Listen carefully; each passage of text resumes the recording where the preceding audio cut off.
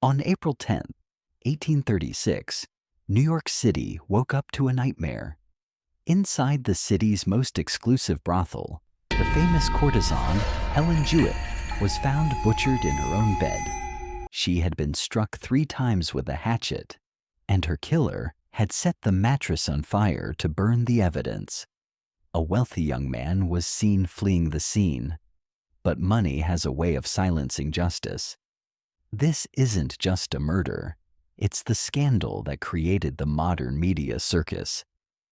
Who killed the Queen of the Night? This is the case of Helen Jewett. To understand the magnitude of this crime, we have to step off the dirty, mud-slicked cobblestones of 1830s New York and step inside number 41 Thomas Street. In a city teeming with poverty, disease, and desperation, this house was a fortress of luxury. It was run by Rosina Townsend, a woman who knew that the city's most powerful men needed a place to hide their secrets. This wasn't a back-alley den of iniquity. It was a high-end establishment, furnished with velvet, mahogany, and imported silks. It was a place where politicians, bankers, and merchants came to play. And the crown jewel of this gilded cage was a 23-year-old woman named Helen Jewett. Helen was an anomaly. In an era where sex work was often synonymous with destitution and ignorance, Helen was brilliant, sharp-tongued, and terrifyingly intelligent. When police entered her room on that smoky morning, they didn't just find a crime scene, they found a library. Her shelves were lined with the works of Lord Byron and Sir Walter Scott. Her writing desk was cluttered with letters penned in elegant flowing script. She wore green silk dresses that rivaled the wardrobes of the wives of the men who visited her. To the patrons of Thomas Street, she was an enigma. A woman who could quote poetry while pouring wine. A woman who commanded the room not just with her beauty, but with her mind. But Helen Jewett was a mask. The woman who died in that bed was born Dorcas Doyen, an orphan from the quiet, pine-covered woods of Maine. Her story is the quintessential tragedy of the American 19th century. After losing her parents, she was taken in by Judge Nathan Weston, one of the most prominent men in Augusta. This is where the divide in her soul began. She wasn't raised as a servant, but she wasn't a daughter either. She was suspended in between, given access to a rigorous education and a refined library, but denied the social standing to use them. She absorbed the culture of the elite, learning to speak, dress, and think like a lady of high society, only to realize that the world had no place for a brilliant, poor orphan girl. When she fell from grace, seduced, abandoned, and cast out, she didn't crumble. She reinvented herself. She took the name Helen Jewett, moved to New York, and turned her sophistication into a weapon. She understood that men didn't just want a body, they wanted an illusion. They wanted the fantasy of a cultured, attentive lover. She played the role perfectly, becoming the Queen of the Pavements, a woman who walked the fine line between the gutter and the penthouse. But intelligence in a victim is a dangerous thing. It means she kept records. It means she wrote letters. And it means she knew exactly who the men were who crept up the stairs of 41 Thomas Street. Her room was a sanctuary of secrets, and on the night of April 10th, that sanctuary was violated in the most brutal way possible. The contrast is haunting. A woman of such refined taste, surrounded by books and silk, bludgeoned to death in a room that smelled of expensive perfume and cheap smoke. If Helen Jewett was the tragic heroine of this dark opera, then the man who entered her life was the perfect villain for the Gilded Age. His name was Richard P. Robinson, or at least That was the name on his paychecks. To the world of daylight, Richard was a ghost. He was a 19-year-old clerk from Connecticut, a nobody working for a respectable firm in downtown Manhattan. He was the picture of the young, ambitious American male, clean-cut, hard-working, and quiet. He came from a good family, carried himself with a stiff, awkward propriety, and seemed to be chasing the humble version of the American dream. But when the sun went down, Richard Robinson died, and Frank Rivers came to life. This was the alias he used to navigate the underworld of New York. Frank Rivers was everything Richard was not. He was a playboy, a high roller, a man who wore a cloak and moved with the swagger of someone who owned the city. This duality is critical to understanding the murder.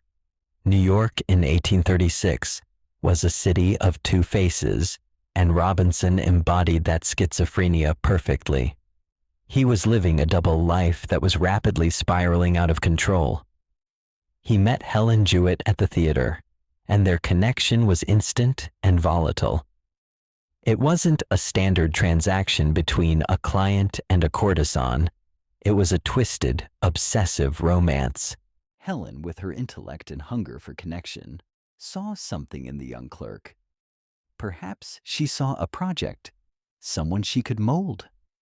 Robinson, in turn, was intoxicated by her. She was older, experienced, and far more sophisticated than the girls back in Connecticut.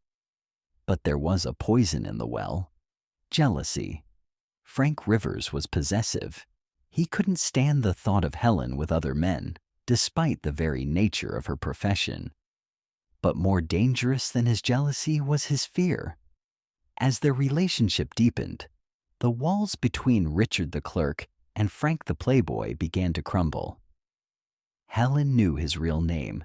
She knew where he worked. She possessed letters he had written to her, letters that, if exposed, would destroy his reputation. In the 1830s, reputation was currency.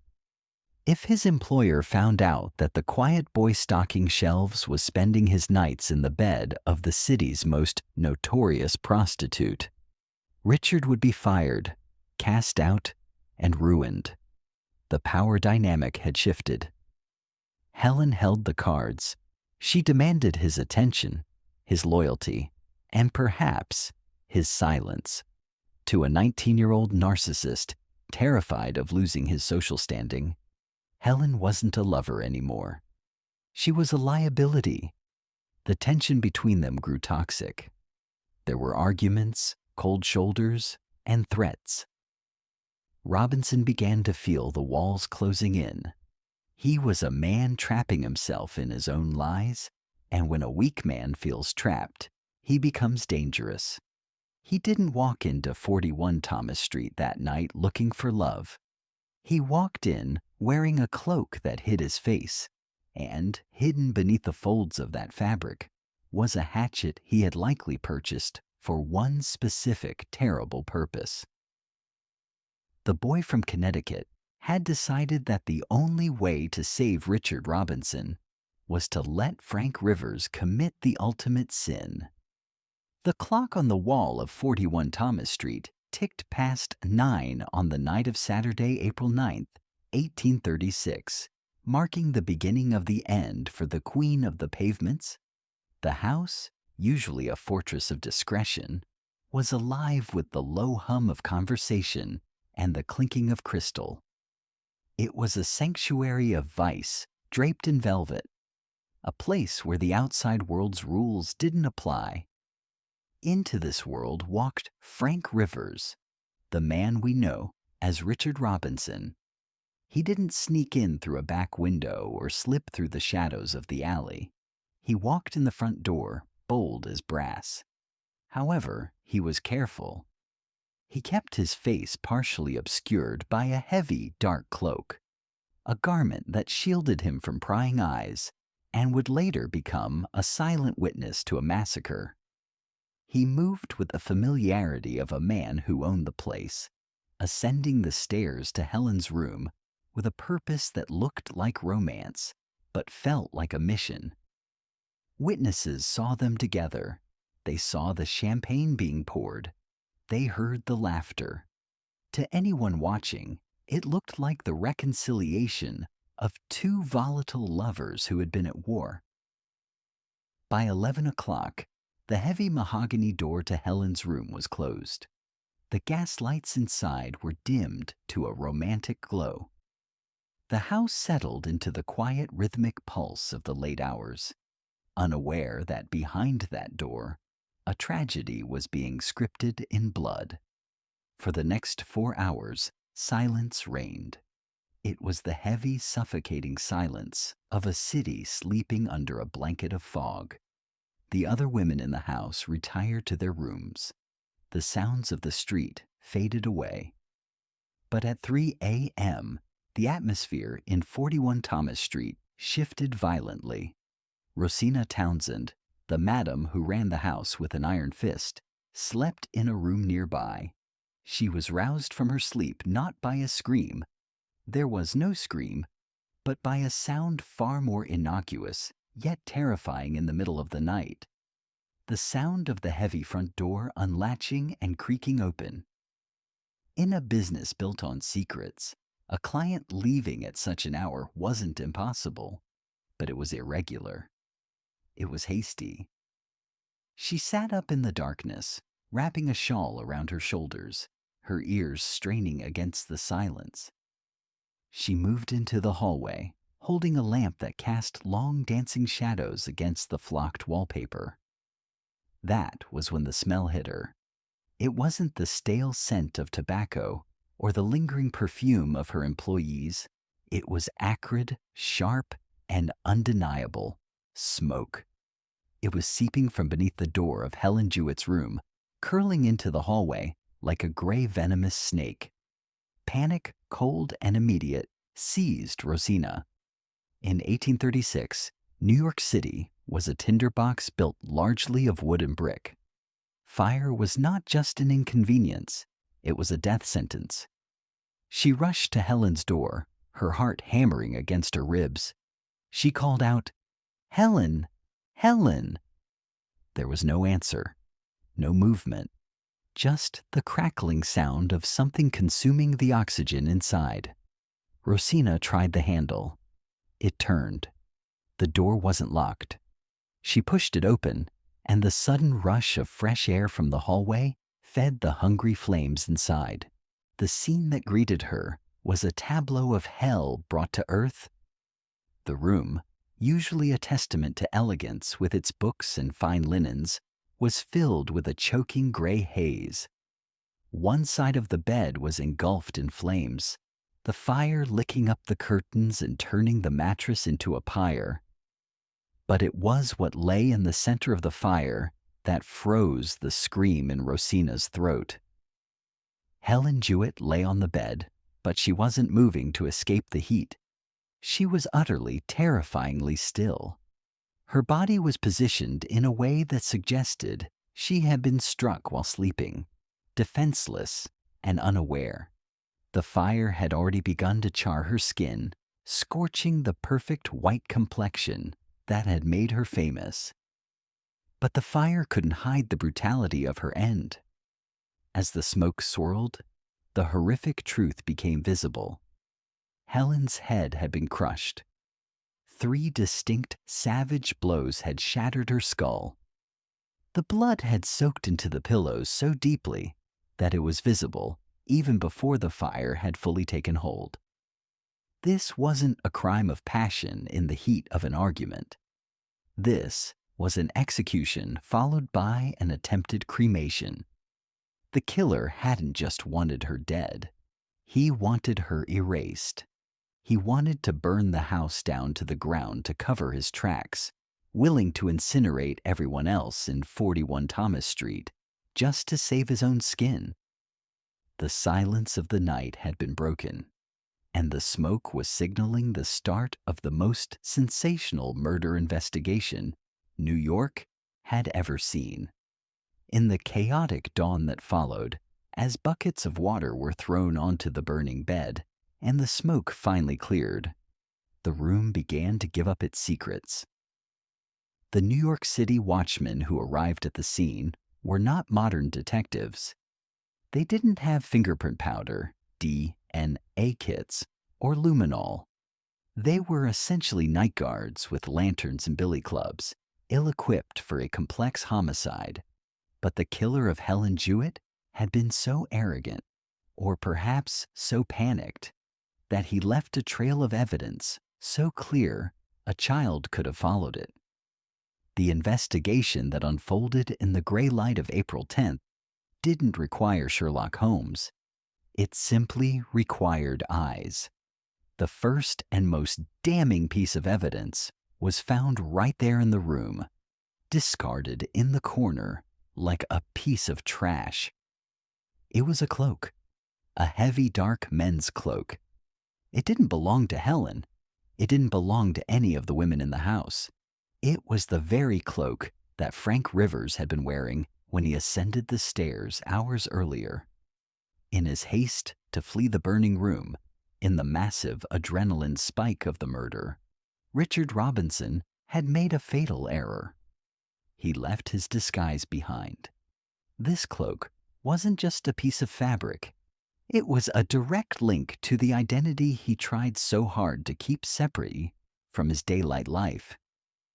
It was the first domino to fall. But the trail didn't stop at the bedroom door. The watchman, realizing the killer must have fled through the back to avoid being seen on the street, moved into the yard behind 41 Thomas Street. The property was enclosed by a high wooden fence, whitewashed to look pristine in the daylight. But in the mud of the yard, they found the weapon. Lying there, abandoned in the dirt, was a hatchet. It wasn't a random tool found in a shed. It was a weapon of specific intent. It was covered in blood and hair, the grim residue of the violence upstairs. But the most chilling detail was a piece of string tied around the handle. This wasn't a tool grabbed in a fit of rage from a fireplace. The string suggested it had been tied to a belt or suspended under a coat to keep hands free. This spoke of premeditation. It spoke of a man who walked into that house carrying the means of death against his chest, waiting for the moment to strike. It transformed the narrative from a lover's quarrel to a cold-blooded assassination. The investigators looked at the fence. It was high, difficult to climb, but someone had clearly gone over it. The whitewash on the wood was disturbed, smeared where a boot had scrambled for purchase and where a leg had dragged over the top. Whoever had escaped over that barrier in the dark would have carried the evidence of that escape on their body. The watchman, now armed with a description from the women in the house and a probable name, headed straight for the boarding house where young Richard Robinson lived. When they arrived, the sun was fully up. They found Robinson in his bed, the covers pulled up, pretending to be asleep. It was a performance, a desperate attempt to act the part of the innocent clerk resting before work. He acted surprised, groggy, feigning ignorance of why the police were banging on his door. But the physical world does not lie. The officers pulled him from his bed and began to examine his clothing. And there it was, the smoking gun of 1836. On the leg of his trousers, stark and undeniable against the dark fabric, was a smear of fresh white paint. It was the same whitewash from the fence at 41 Thomas Street. The science of forensics was in its infancy, but this was irrefutable. The cloak in the room placed him at the scene. The hatchet in the yard showed the method and the malice, and the paint on his pants proved the escape. It was a trifecta of physical evidence that tightened the noose around Richard Robinson's neck before he had even had his morning coffee. He stood there, his face a mask of eerie calm. a 19-year-old boy with the blood of a woman on his hands and the paint of a crime scene on his legs. To the watchmen, the case was closed. They had their man. They had the weapon.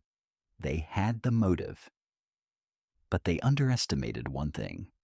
In the corrupt, class-obsessed world of New York City, having the evidence is not the same as getting a conviction. The physical proof was overwhelming, but the battle for the narrative was just beginning, and the truth was about to be put on trial. While the physical evidence against Richard Robinson was being painstakingly cataloged by the watchman, the abandoned cloak, the bloodied hatchet, the damning paint stains, a different kind of investigation was beginning. This one wasn't interested in the slow, methodical wheels of justice.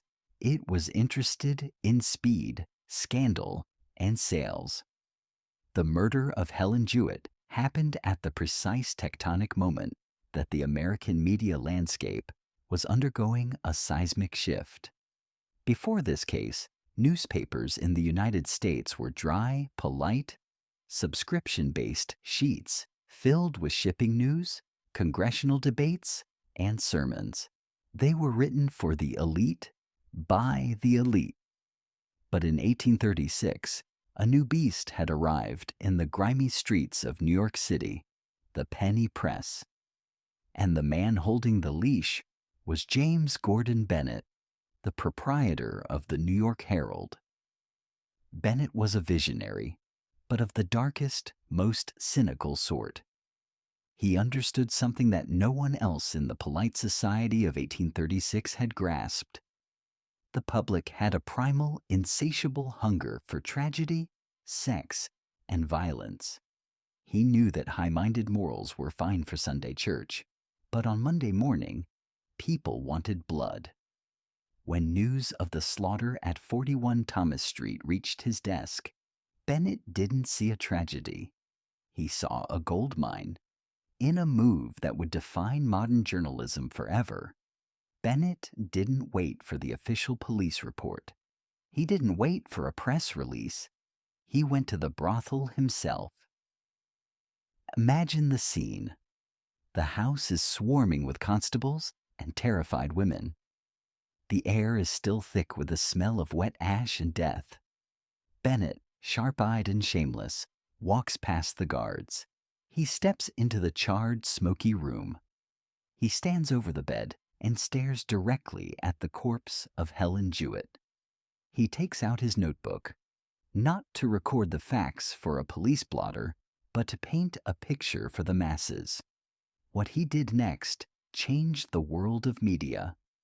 He went back to his office and turned the brutalized body of a sex worker into a dark, romantic literary masterpiece. In the pages of the Herald, Bennett described Helen with a disturbing, voyeuristic intimacy that shocked the city. He didn't recoil from the gore. He aestheticized it. He called her the Venus of the dead. He wrote about the curve of her form, the whiteness of her skin, and the tragedy of her shattered beauty. He wrote, the perfect figure, the exquisite limbs. How could a human being execute so dreadful a deed? He described her linen sheets, her books, her burnt skin. He invited the entire city, every clerk, every laborer, every housewife, into that bedroom. He made every reader a voyeur, complicit in the intrusion. Bennett didn't just report the facts. He manufactured a narrative. He realized that for the story to have legs, it needed continuous conflict.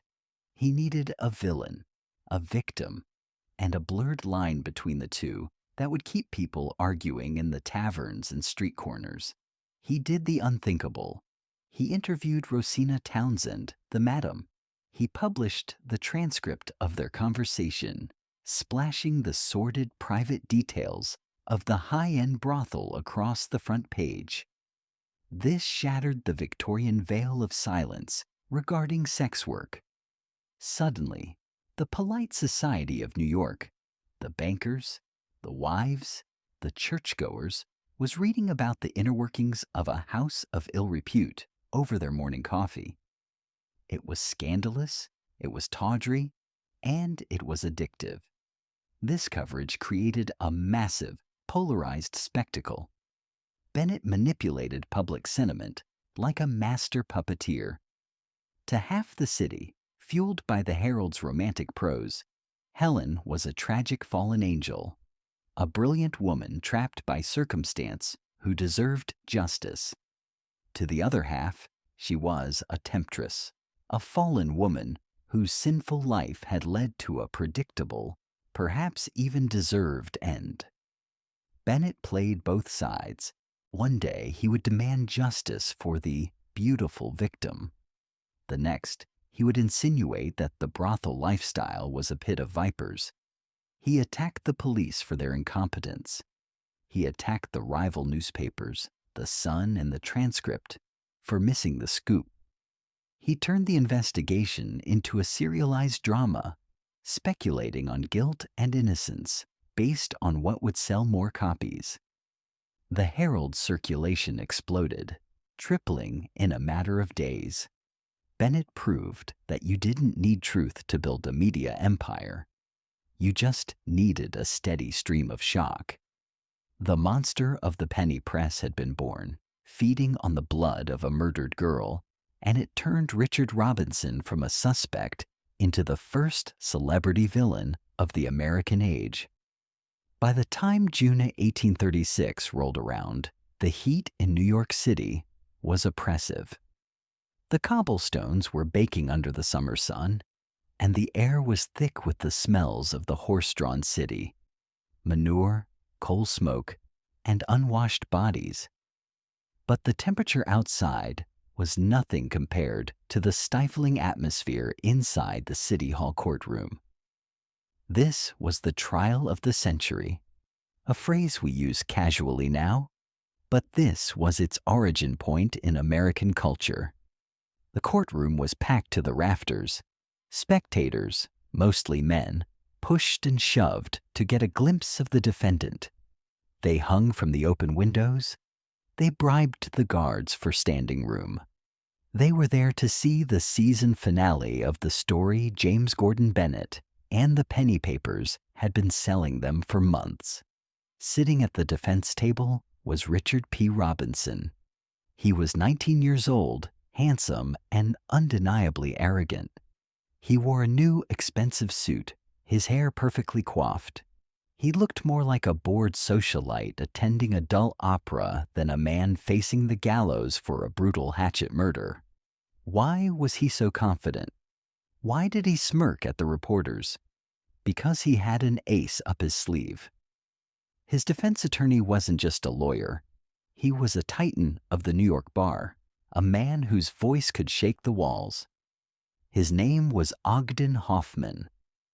Hoffman was a former district attorney, a political powerhouse, and a master of courtroom theater. He looked at the mountain of physical evidence against Robinson: the cloak found in the room, the hatchet in the yard, the white paint on the pants. And he made a strategic decision. He would not fight the evidence. He would not argue about paint swatches or timelines. Instead, he would put the Victorian class system on trial. He decided to turn the courtroom into a referendum on morality. The prosecution's case relied heavily, almost exclusively, on the testimony of the women who worked at 41 Thomas Street. These were the women who had let Robinson in, who had seen him with Helen, who had heard their arguments. They were the eyewitnesses. Hoffman's strategy was brutal, simple, and effective. Destroy the women. He stood before the all-male jury, 12 middle-aged, respectable men, and unleashed a master class in misogyny. He didn't ask the women about what they saw. He asked them about who they were. He argued that because these women sold their bodies, they had forfeited their souls.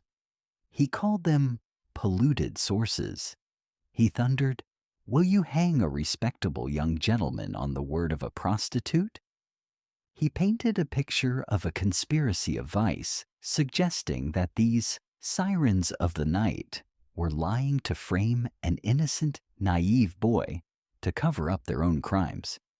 It was a dazzling display of rhetoric designed to blind the jury to the truth by appealing to their own prejudices.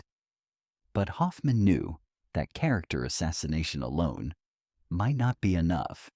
He needed a wall to stop the prosecution, and he found one in the form of a witness named Robert Furlong.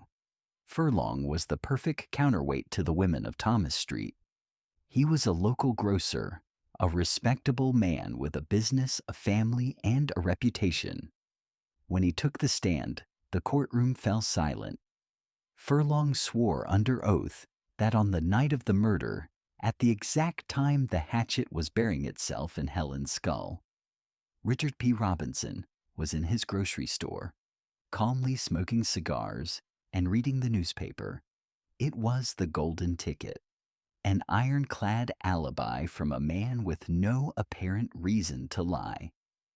Furlong recounted the evening with specific details, describing Robinson's demeanor as calm and pleasant. His testimony was delivered with such conviction that it sucked the air out of the prosecution's case. How could Robinson be in two places at once? The jury looked at Furlong, the honest grocer, a man like themselves, and then they looked at the women of the brothel. In the contest of credibility between a respectable man and a fallen woman, the outcome in 1836 was predetermined. However, history has a way of revealing the rot beneath the floorboards. Robert Furlong's testimony saved Robinson's life that June, but it destroyed his own. The weight of that lie, the pressure of knowing he had let a killer walk free, or perhaps the social ostracization that followed when the truth began to leak out, proved too much for the grocer. The guilt ate him alive. Years later, Robert Furlong would take his own life, throwing himself into the dark waters of the river. His suicide stands as a grim postscript to the trial, a silent admission that the verdict bought in that sweltering courtroom was paid for with a currency much darker than gold. But in the moment, as Hoffman sat down, wiping the sweat from his brow, he knew he had done his job. He hadn't sought justice. He had sought a win.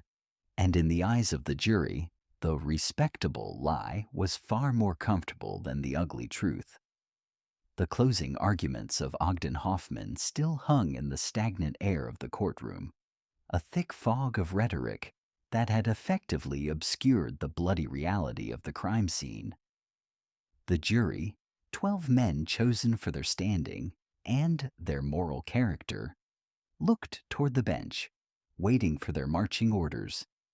In the American legal system, the judge is supposed to be the impartial arbiter, the referee who ensures a fair fight. But as Judge Ogden Edwards cleared his throat to deliver his jury instructions, it became terrifyingly clear that the fix was in.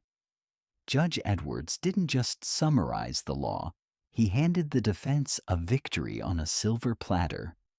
He looked the jury in the eye and addressed the elephant in the room, the witnesses. He didn't speak of their consistency or the details they provided. He spoke of their profession.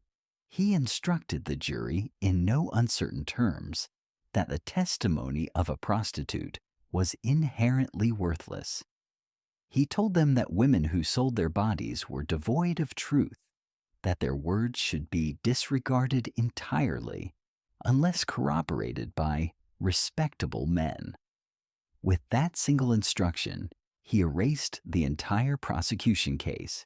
He took the women who had seen Robinson, who had heard him, who had let him in, and he silenced them. He effectively told the jury, "You cannot hang a gentleman based on the word of a whore." The jury retired to deliberate.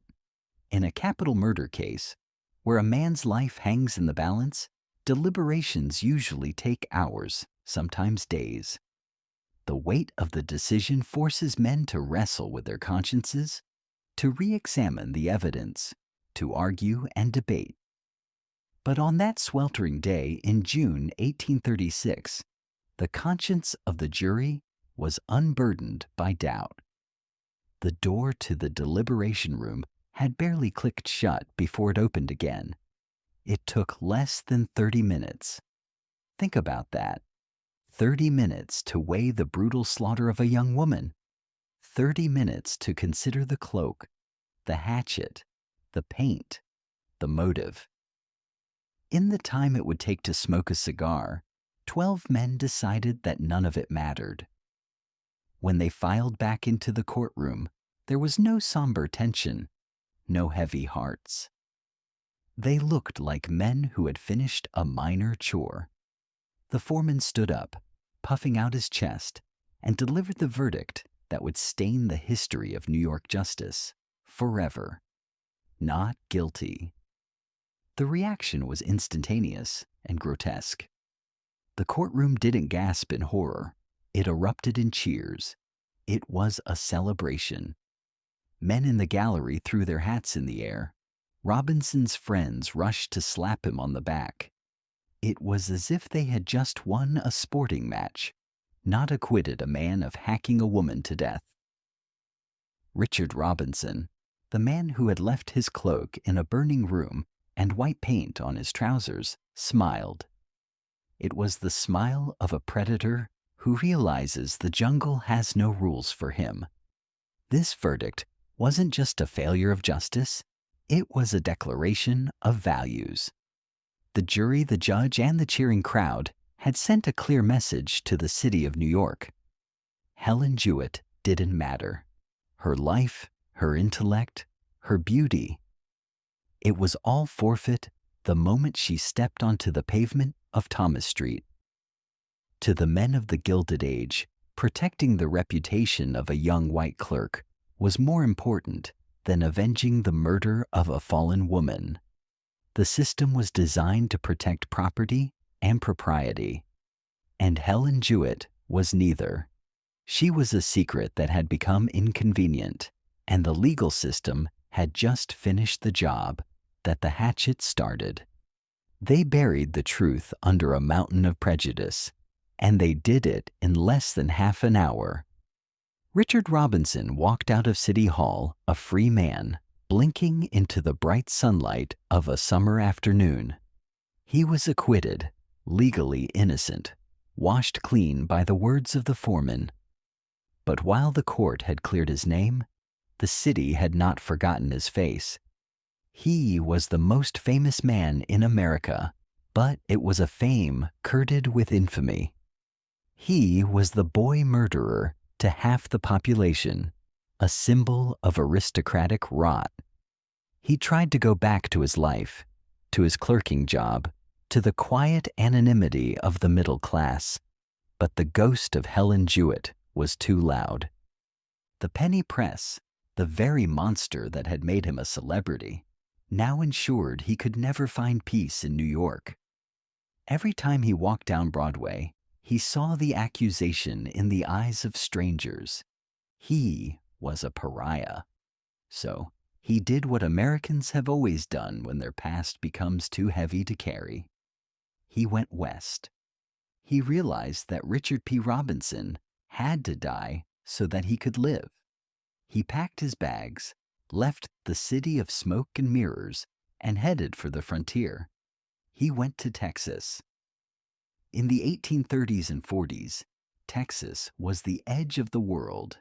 It was a rough, violent, dusty land where questions about a man's past were met with a hand on a holster. It was the perfect place for a man with blood on his hands to disappear. Robinson changed his name. He became Richard Parmalee. He shed the skin of the New York dandy and adopted the persona of the frontier businessman. He settled in arguably the most remote corners of the territory, trying to outrun the headlines of the New York Herald. He married, built a business, and tried to construct a facade of respectability, mimicking the life he would have had if he had never walked into 41 Thomas Street. But history suggests that the guilt, or perhaps the paranoia, never truly left him. Those who knew him in Texas described a man who was erratic, sometimes strange, a man who seemed haunted by something he couldn't name. The shadows in Texas were long, and they were shaped like a woman in a green silk dress. Fate, however, has a way of balancing the ledger that the courts ignore. Richard Robinson did not live to be an old man. He didn't enjoy a long life of stolen freedom. He died in 1855 in Louisville, Kentucky, allegedly of a sudden illness.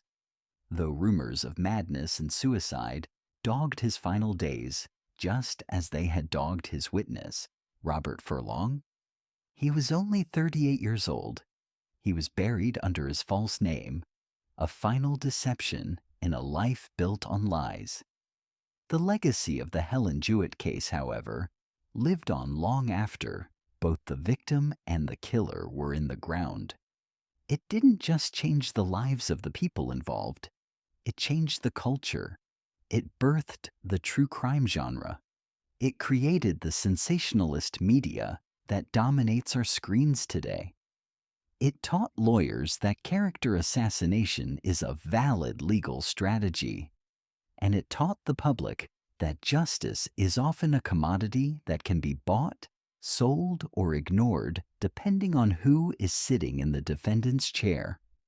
Today, if you go to the cemetery where Richard Robinson is buried, you won't find a confession etched in stone. And if you look for Helen Jewett's grave, you will find a quiet spot that feels far too small for the magnitude of her tragedy. But the story remains. It is a cautionary tale about the darkness that lurks behind the closed doors of respectable society, about the disposable nature of women in a patriarchal world, and about the terrible crushing speed of injustice. The smoke from 41 Thomas Street has long since cleared, but the questions it raised about power, sex, and murder are still burning today. Richard Robinson walked out of City Hall, a free man, blinking into the bright sunlight of a summer afternoon. Legally, he was innocent, washed clean by the verdict of 12 men. But while the court had cleared his name, the city of New York had not forgotten his face.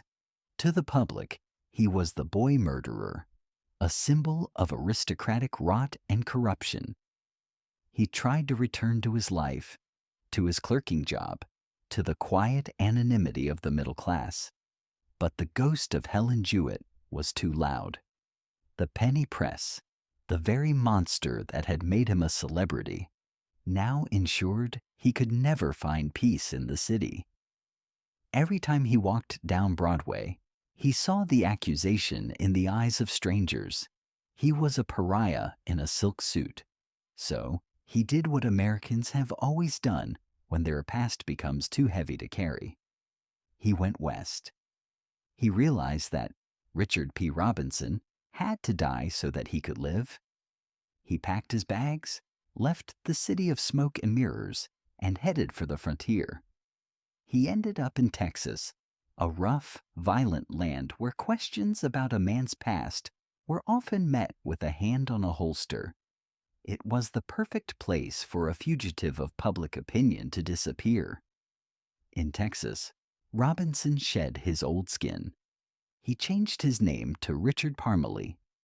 He adopted the persona of a frontier businessman, investing in land and trying to construct a facade of respectability. He even married, building a family on a foundation of silence. But history suggests that you can outrun the law, but you cannot outrun yourself. Those who encountered him in his later years described a man who was erratic, strange, and perpetually looking over his shoulder. The shadows in Texas were long, and for him, they were shaped like a woman in a green silk dress. Fate, however, has a way of balancing the ledger that the courts ignore. Richard Robinson did not live to be an old man. He didn't enjoy a long life of stolen freedom. He died in 1855 in Louisville, Kentucky, at the age of just 38. The official cause was a sudden illness, but rumors of madness and suicide dogged his final days, just as they had dogged his alibi witness, Robert Furlong. He was buried under his false name, a final deception in a life built entirely on lies. The man who killed Helen Jewett managed to cheat the hangman, but he couldn't cheat time. The smoke from the fire at 41 Thomas Street cleared in a few hours, but the shadow cast by this case has lingered over the American legal system for nearly 2 centuries. When we strip away the sensational headlines and the courtroom theater, we are left with a haunting realization. Helen Jewett was killed twice. The first death was physical, delivered by the hatchet of Richard Robinson. But the second death was judicial, delivered by a society that decided a fallen woman did not have the right to be a victim. Helen Jewett, born Dorcas Doyen, represents a terrifying intersection in history. She was a brilliant, independent woman who fought her way out of poverty, only to be crushed by the very men who paid for her company. The trial established a dangerous precedent that would plague the justice system for decades. The idea that a woman's virtue was more important than her life. The defense successfully argued that because Helen lived outside the moral boundaries of polite society, her murder was somehow less of a crime. But her ghost did not go quietly. The outrage that followed the verdict, the riots, the angry editorials, the furious debates in the streets, marked a turning point. It was one of the first times the public was forced to confront the brutal double standard of the law. Helen became a martyr, a symbol of the vulnerability of women who dared to live on their own terms. Her story reminds us that the law is not always synonymous with justice.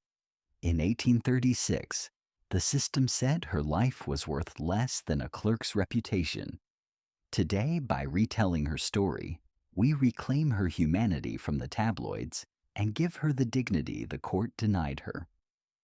Ultimately, Richard Robinson disappeared into the dust of Texas, and Helen Jewett was left behind in a quiet grave, her story told by the very press that exploited her. But the truth has a way of surviving. Now, I want to hear from you. Do you think justice was stolen, or was the evidence truly insufficient? Let me know in the comments below. If you've hit that like button, make sure to turn on notifications so you never miss our next deep dive into the dark side of history.